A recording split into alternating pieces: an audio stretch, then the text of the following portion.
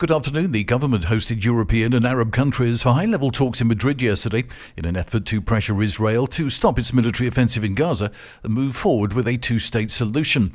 The only interest is that all of us who are gathered here today is to stop the unjust, cruel, inhumane war, to break the blockade of humanitarian aid and to move definitively towards a two-state solution. So Foreign Affairs Minister Jose Manuel Albares told the media ahead of the meeting of 20 countries.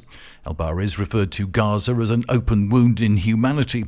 Yesterday's meeting marked the fifth time the group of diplomats sat together and comes ahead of a high-level UN conference on the two-state solution, which France and Saudi Arabia will host in New York in the middle of next month. Airbnb recently announced plans to appeal a High Court ruling ordering the short-term rental platform to remove nearly 66,000 Spanish listings from its website. The government has called for the removal of the listings on the grounds that they breach regulations for tourist accommodation. The Minister of Consumer Affairs said the rental properties in question had violated various norms regarding housing for tourist use.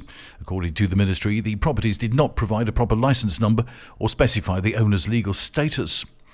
Police are hunting a British man after his van was found abandoned at a viewpoint on the coast. The 24-year-old was named locally last night as Matthew Chapman from Manchester, almost a month on from his family reporting him missing on April 30th.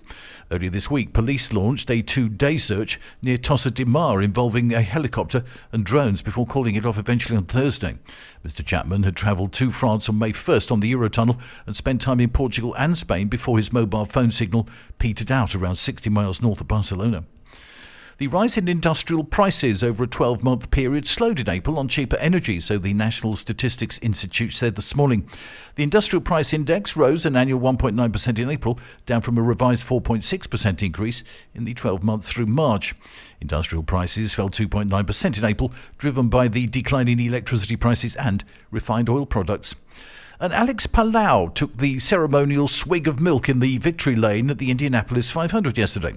The first Spaniard to win, the greatest spectacle in racing as it's known, then took a victory lap with his entourage around the Indianapolis Motor Speedway in the back of a pickup truck. That's the latest from TRE. I'm Bob James.